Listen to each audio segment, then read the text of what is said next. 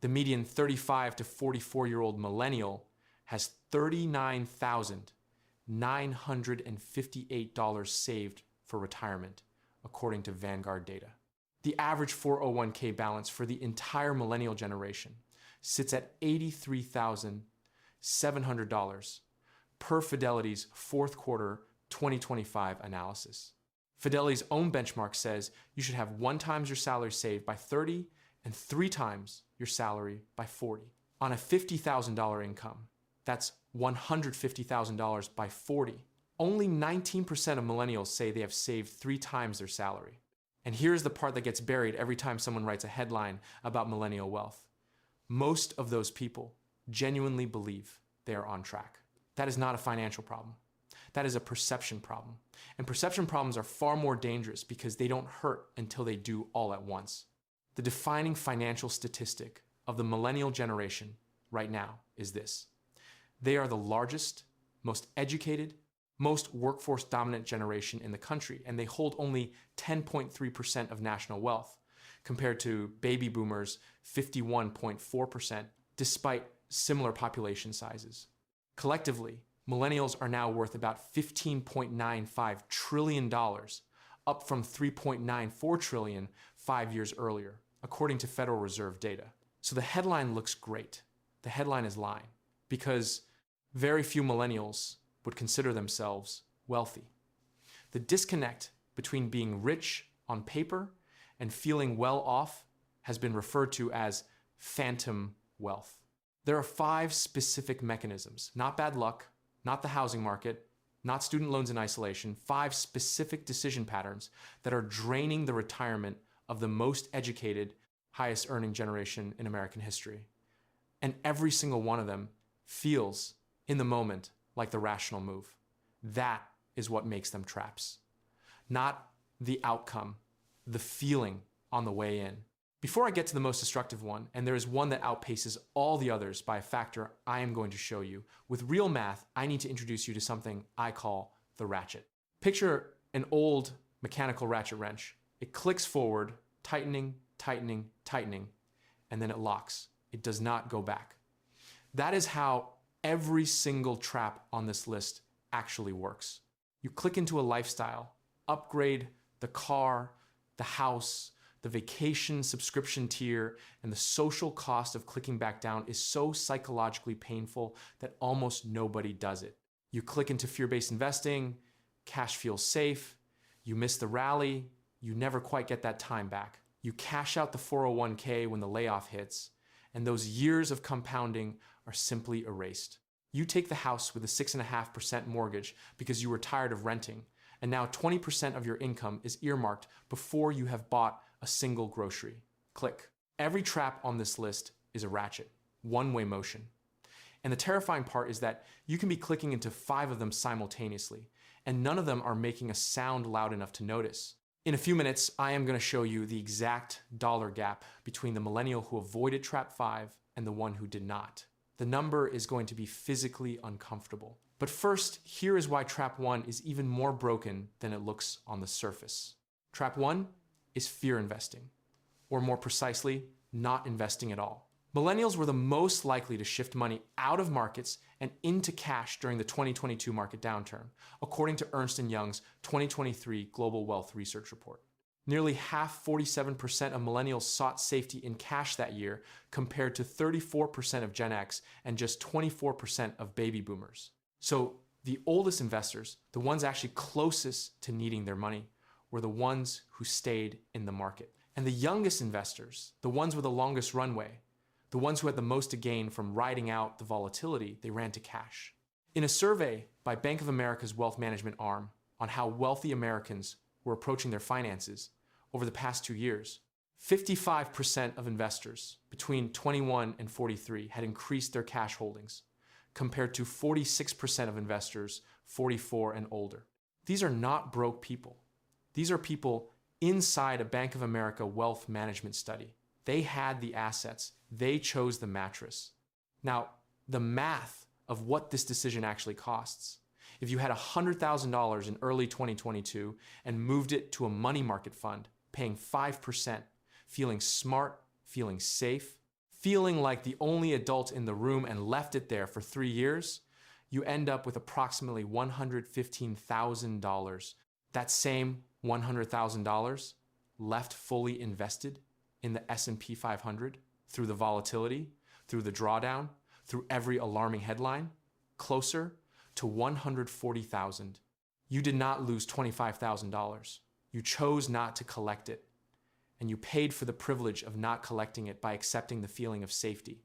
This is where it gets really interesting, because the cash hoarding problem in the millennial generation is not a 2022 story. It is a generational nervous system story. Millennials have had a tumultuous induction into adulthood. Many of them were in high school or college or in their early working years during the global financial crisis.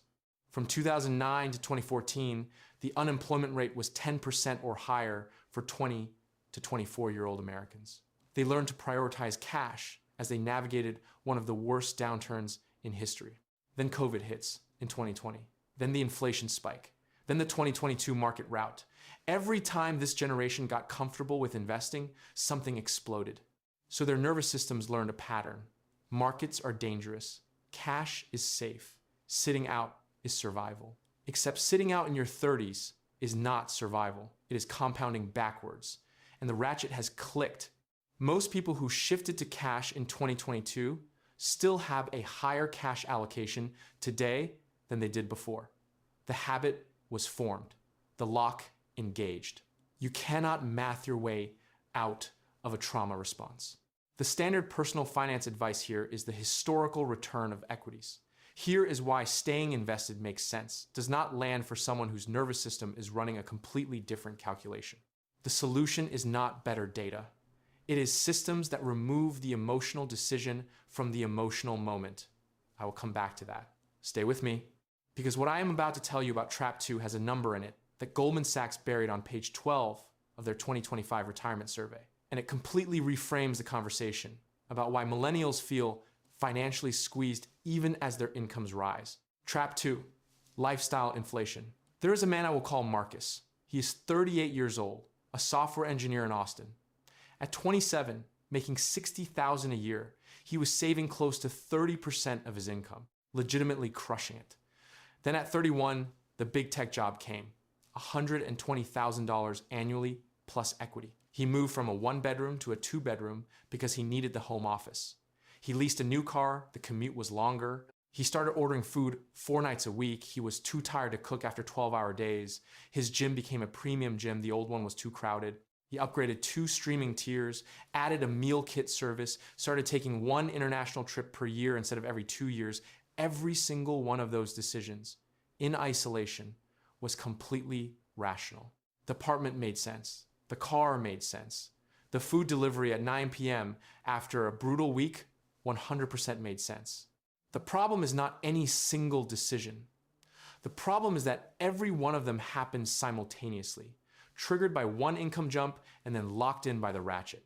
A 2025 Goldman Sachs report showed that 40% of households earning $500,000 or more still felt like they were living paycheck to paycheck. Let that sit for a second. $500,000, paycheck to paycheck. Lifestyle inflation does not have a ceiling. It is a tax with no cap, no exemption, and no filing deadline. According to the 2025 Goldman Sachs Asset Management Retirement Survey, 42% of Gen Z, Millennials, and Gen X state they are living paycheck to paycheck. Nearly 3/4, 74% report struggling to save for retirement due to competing financial priorities. Competing financial priorities. That is the corporate language version of, we keep clicking the ratchet and then wondering why the bolt is so tight. Here is what Marcus never calculated, because almost nobody does. Let's say his lifestyle upgrade cost him an extra $2,000 per month compared to what he was saving before the raise. That is not a reckless amount. It is a nice apartment, a decent car, meals out, and a few subscriptions. Over 25 years, at a 7% average annual return, that $2,000 per month he chose to spend instead of invest is not 2,000 times 12 times 25. It is over $1.5 million in foregone compounding wealth. Not because he bought yachts Because he bought proportionally to his income exactly the way everyone around him was doing, exactly the way every social signal told him was the normal adult thing to do. More than half of millennials, 56%, report feeling the pressure of balancing multiple financial priorities, which is markedly higher than older generations. Only 38% of Gen Xers and 23% of boomers said managing competing priorities is difficult. And this is not a complaint. This is data. The millennial decade of your 30s is structurally more expensive than any prior generation faced at the same life stage. The problem is that the solution most people reach for, I'll save more when things settle down, relies on a version of the future where the ratchet clicks backward. It does not. By the way, hit subscribe if you find this useful. Otherwise, YouTube's algorithm may simply never show you my videos again. I am not emotional about it. The math just works that way. Here's the part that never makes it into a retirement calculator, and it is almost certainly the most expensive oversight in your financial life right now. I built a digital book called The Exit Code. It is built on 50 years of actual retirement data, not opinion, not the standard max your 401k and wait until 65 framework that has never been tested against the actual sequence of returns risk that early retirees face. Two specific pieces of the research are directly relevant to what we are discussing in this video. The first is what I call the 58% rule, the data behind what actually forces people out of their income before they are ready, and the specific buffer you need to avoid becoming a statistic in that category. The second is the dynamic withdrawal method, which replaces the 4% rule. The 4% rule works fine in textbooks. It falls apart in real market sequences, especially for anyone looking at a retirement window of more than 20 years. Both of these are chapter-length analyses grounded in 50 years of returns data, not a blog post, not a podcast hot take. If the mechanisms we are discussing in this video feel like they are already happening in your actual financial life, the framework in the Exit Code was built for exactly where you are standing. You can find it through the link in the description. It costs less than 1 hour with a mediocre financial advisor, and the hourly rate comparison gets more embarrassing the longer you think about it. Now, trap 3. This one involves a building, probably the largest single purchase of your life. And the timing of that purchase may be the single most consequential financial decision the millennial generation has collectively made, not because of the house itself, but because of what the house costs every single month going forward in the specific rate environment where most of them bought. The median age of first-time homebuyers hit an all-time high of 40 years old in 2025. According to the NAR 2026 Generational Trends Report. Back in 1981, when NAR started tracking, the median was 29. 10 years ago, it was 31. So the millennial generation, the largest home buying cohort in American history, spent the better part of a decade being priced out, pushed back, told to wait.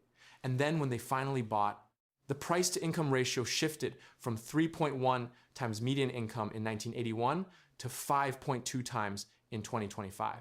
Mortgage rates doubled from 3% in 2021 to 6.5% and higher through 2025, adding $900 to $1,400 per month to the payment on a median-priced home. The cost of homeownership went up to 51% of the median household income in 2025, up from 33% in 2000, an 18 percentage point increase, 51%. More than half your pre-tax income before retirement contributions, before childcare, before food, before the student loan payment that is also still running. And this is the median. For anyone who bought in a coastal market or a major metro, the number is higher. Millennials have the highest average mortgage balances of any generation, at about $320,000. Millennials carry nearly $125,000 more in mortgage debt than baby boomers. And here is what the ratchet sounds like when it clicks on a house. With mortgage rates sitting well above 6% for much of the last 3 years, nearly half of younger homeowners have struggled to make mortgage payments. 44% of millennial homeowners were at risk of missing at least one mortgage payment over the last 2 years, according to the 2026 ServiceLink State of Home Buying Report. Nearly half. These are not people who bought recklessly. They bought what they qualified for, at the rates that existed, at the prices that existed. The math was tight from day one. And a house is the most locked-in ratchet on this entire list. You cannot unbuy a house the way you can unsubscribe to Netflix. The payment is legally binding every month, regardless of what else breaks in your life. Now, here is the reversal that most housing conversations miss. You think the trap is buying a house you cannot afford. Actually, the trap is buying a house at the specific moment in rate and price history when affordability metrics were at their worst in 4 decades. Then discovering that the combination of an inflexible monthly payment, zero liquidity, and maintenance costs you did not model leaves you with exactly no margin for the other 4 traps on this list to be running simultaneously. And this is where Marcus, our software engineer from Austin, reappears. He bought a house in 2023. He was 35, tired of renting. His landlord had just raised the rent 12%. Buying felt like the only rational move. He put 20% down, nearly cleaned out his savings, and took on a $300,000 mortgage at 6.8%. Monthly payment, just under $2,000, including taxes and insurance.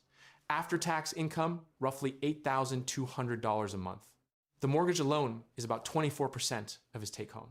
Then add the car lease, the food delivery, the upgraded lifestyle he built before the house came along, and Marcus is tight every single month. He is earning $120,000 a year and has less financial flexibility than he did at $60,000. He is not failing. He is a story that the data tells about 44% of his generation. Trap 4. This one is so arithmetically obvious that finance writers have explained it literally thousands of times. And it keeps happening, accelerating, becoming more common every year, which tells you it is not an education problem. It is a pressure problem. Research finds that roughly 1 in 3 Americans cashes out some or all of a 401k balance after changing jobs, taking taxable distributions instead of rolling over their retirement savings. Hardship withdrawals have more than doubled in the past few years. More people are raiding retirement accounts to cover essentials such as housing, medical bills, and debt payments. 30% of millennials have taken out a 401k loan, while 26% have taken an early withdrawal. The reason largely boils down to personal debt, with 40% of younger workers tapping their 401ks to tackle outstanding obligations. Hourly workers incur these penalties more often.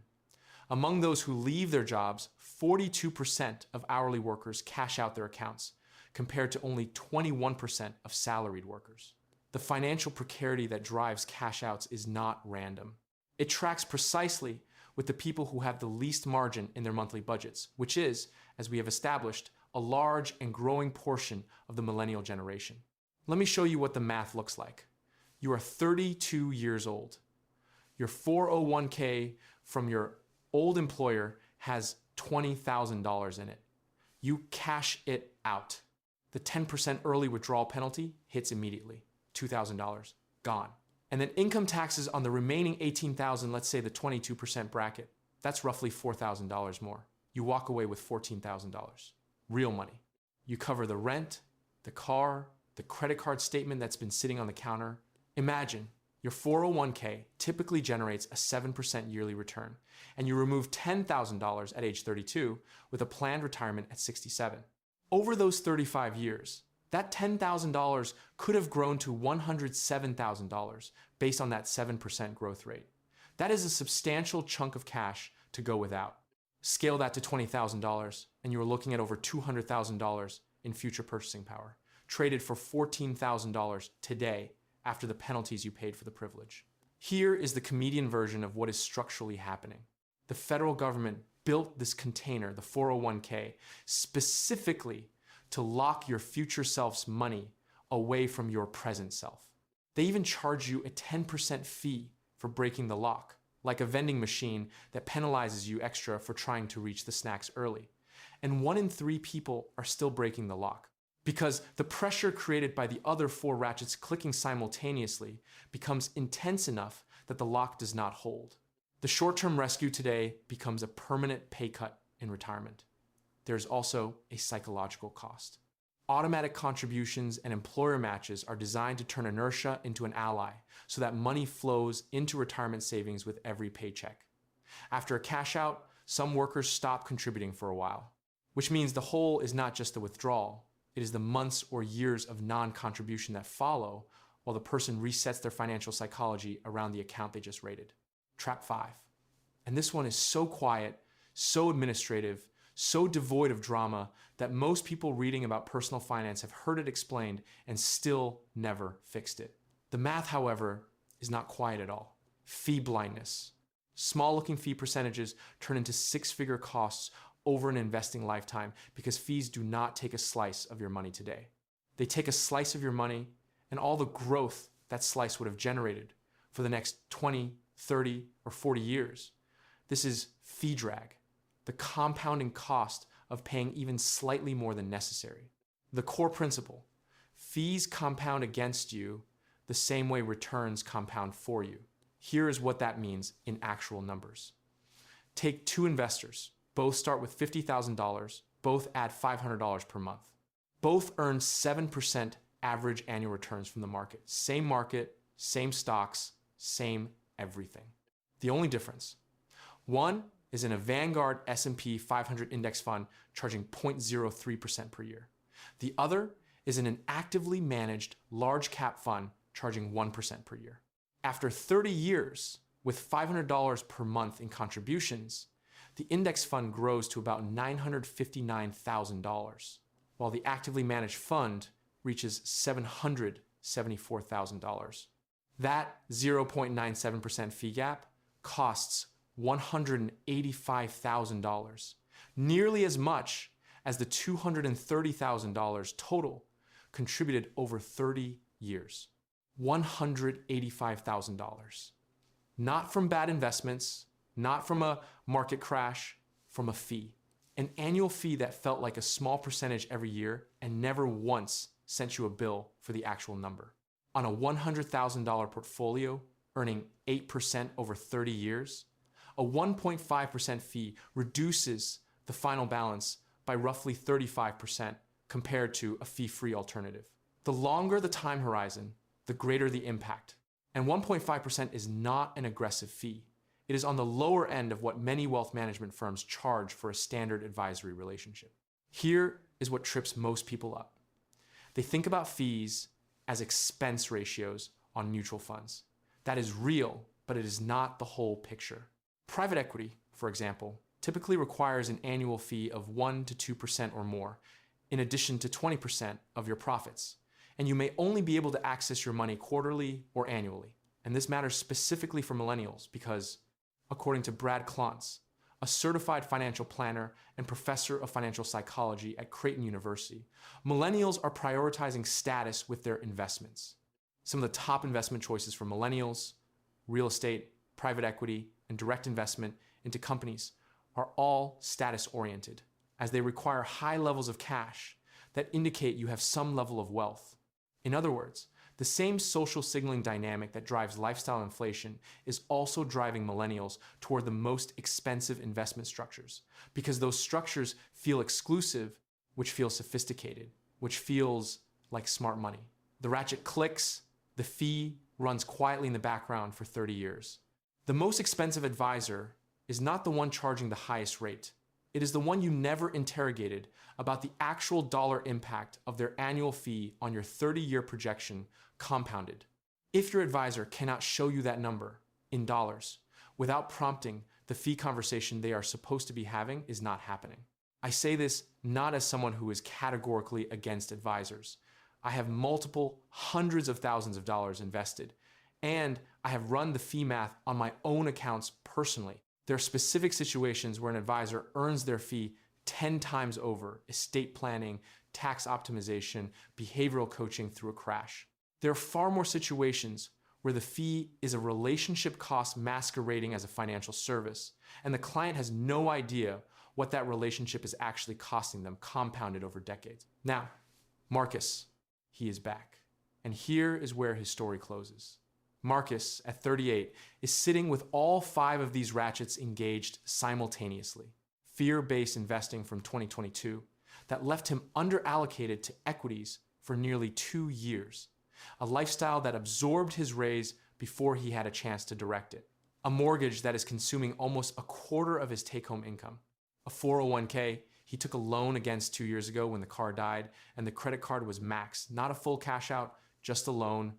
But the psychological distance from a full withdrawal is shorter than he thinks, and a managed brokerage account charging 1.2% annually that he has not reviewed since he opened it. None of those 5 things is a disaster. Each of them, as a standalone fact, is explainable. Together, they are a system that is moving in one direction, and the direction is not toward financial independence.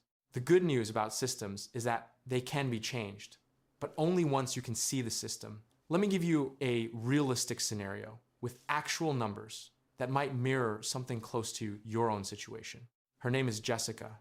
She is 36. She lives in Denver. She makes $95,000 a year. She graduated with $43,000 in student loan debt. 83% of millennials with student loan debt have put off major investments, such as buying a home or starting a business. And she has paid hers down to $28,000. She bought her condo in 2023, $280,000, 6.5% mortgage, monthly payment around $1,780, including taxes and insurance. Millennials spend an average of 20.3% of their monthly income on mortgage payments. Jessica is right in line with that. When she got her current role 4 years ago at a significant pay bump, she upgraded her car lease, added a meal kit subscription, hired a cleaning person twice a month, and picked up a 3rd streaming service she never canceled when she added the 4th. Total lifestyle upgrade, roughly $900 per month relative to where she was before the raise. She never sat down and noticed it happening. She was just living the life the raise made possible, the ratchet. Her 401k balance, $68,000. She contributes 6% to capture the employer match, which is the correct standard advice. It is also the bare minimum. Millennials believe they will need $1,280,892 to retire comfortably.